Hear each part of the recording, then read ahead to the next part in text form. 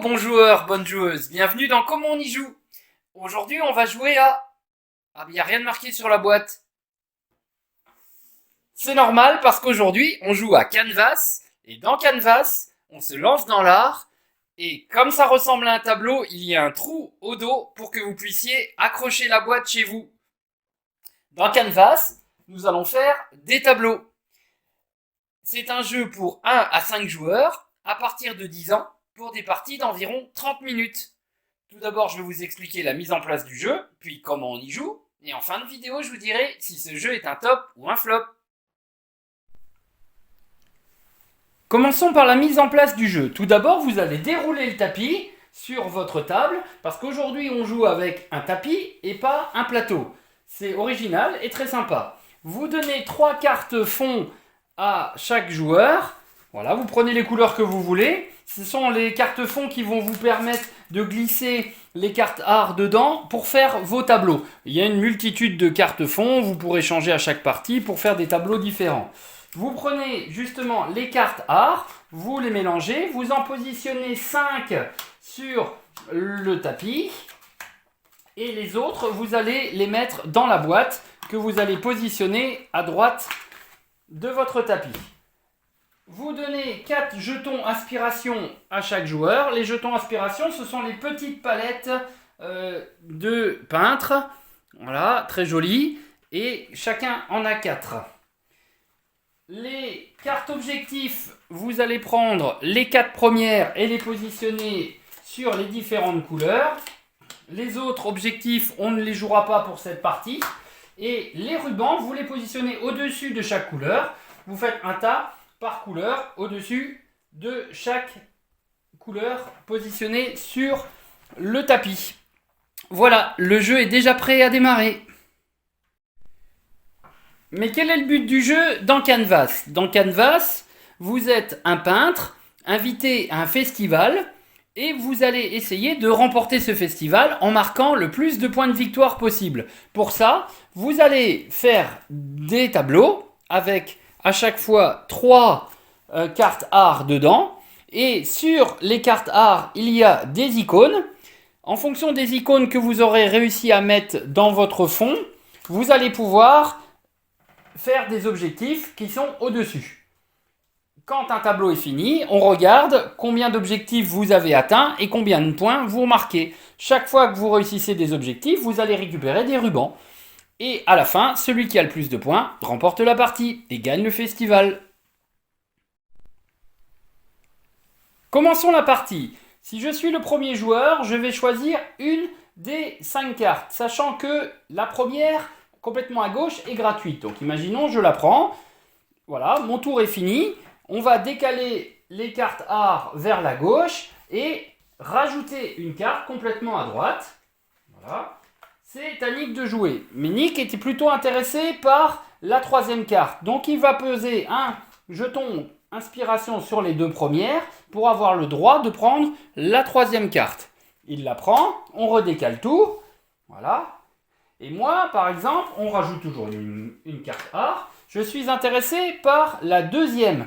Donc, je vais poser un jeton inspiration sur la première, récupérer la 2e, et comme il y avait un jeton inspiration dessus, je le garde, ça m'en fera un de plus, et je prends cette 2e carte, art, et on redécale, toujours, ainsi de suite, pour qu'il y ait toujours 5 cartes à disposition, et que les cartes les plus à droite reviennent à gauche, donc deviennent de moins en moins chères.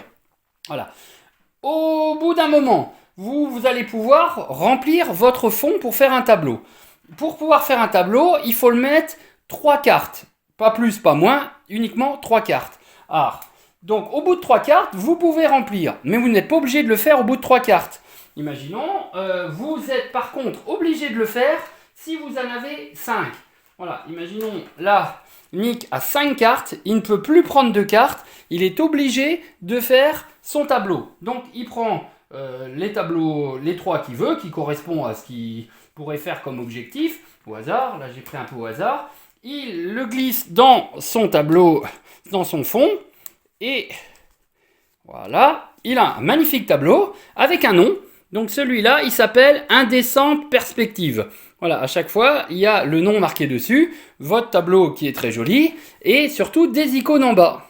Et avec ces icônes-là, c'est là que vous allez regarder si vous avez réussi à faire un objectif. Donc là, je les ai prises un peu au hasard, mais par exemple, pour faire ce dernier objectif, il faut que vous ayez une couleur de chaque. Et là, on s'aperçoit que j'ai bien une couleur de chaque. Donc, j'ai réussi cet objectif-là, donc je vais pouvoir prendre... Nick a réussi cet objectif, donc il peut prendre un ruban. Voilà, il regarde s'il a fait les autres. Il faut qu'il ait exactement une seule teinte. Là, c'est bon, parce qu'il a une seule teinte. Donc, il gagne aussi ce ruban bleu. Il faut qu'il ait deux triangles. Malheureusement, il n'a aucun triangle. Et il faut qu'il ait une teinte, une texture, une forme et un ton. Un de chaque, eh ben, il n'a pas un de chaque. Donc, il ne prend pas non plus le ruban du bout à gauche. Donc, il n'a que deux rubans avec son tableau. Voilà. C'est à moi de jouer. Pareil, dès que j'en aurai 3, j'ai le droit aussi de faire un tableau. Je peux m'arrêter à 3 ou aller jusqu'à 4 ou 5 comme je veux. Dès que je juge que mon tableau est bon, je le glisse. Et comme ça, on va faire 3 tableaux de suite et récupérer des rubans à chaque fois avec les objectifs. Une fois que les 3 tableaux sont finis, on compte les rubans, on regarde par couleur de ruban le nombre de points que l'on a mis. Par exemple, si on a réussi à avoir 4 rubans bleus, eh ben 2 rubans bleus, on marque 4 points. Si on a 3 rubans bleus, on marque 11 points. Voilà. Donc vous regardez après la collection de rubans que vous avez, vous regardez le nombre de points qui a marqué en dessous, vous additionnez vos points, et celui qui a le plus de points remporte la partie. Alors Canvas, est-ce un top ou un flop? D'abord, je trouve que ce jeu est très beau. Voilà, il était attendu, je voulais vraiment y jouer parce que il avait l'air vraiment beau. Je trouvais ça original de pouvoir faire des tableaux et de construire son propre tableau. Donc déjà le plaisir, autre que de savoir si vous avez gagné, c'est de jouer à un beau jeu avec de beaux tableaux. On est tout fier de montrer son tableau avec son nom et je dirais presque peu importe si à la fin on a gagné. Pour ceux qui cherchent un peu plus de compétitivité dans le jeu, eh ben c'est très retors parce que c'est pas si facile. Là je l'ai mis un peu au hasard, mais vous avez vu que c'est pas si facile de faire les bonnes collections et de bien superposer. Alors pour rentrer un peu plus dans les détails, quand vous allez mettre vos 3 cartes art, vous pouvez les superposer dans un sens ou dans un autre.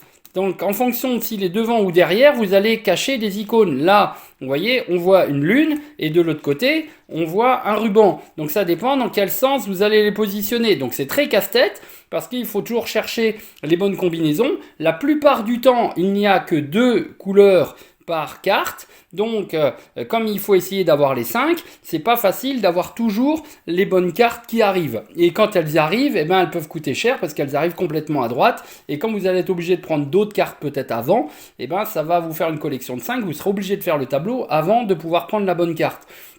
Donc vous verrez que ça fait quand même tourner les ménages pour arriver à faire le plus de points possible. Donc ceux qui cherchent un jeu un peu compétitif, c'est pas si facile que ça de marquer beaucoup de points. Ceux qui cherchent un beau jeu et se faire plaisir avec un tableau et original avec de l'art, c'est fait pour vous. Et si vous cherchez juste un jeu à accrocher chez vous, eh ben je vous rappelle que ce tableau, vous pouvez le mettre accroché chez vous, dans votre salle de jeu si vous en avez une comme nous. Voilà, donc je pense qu'il pourra convenir à pas mal de joueurs, pardon.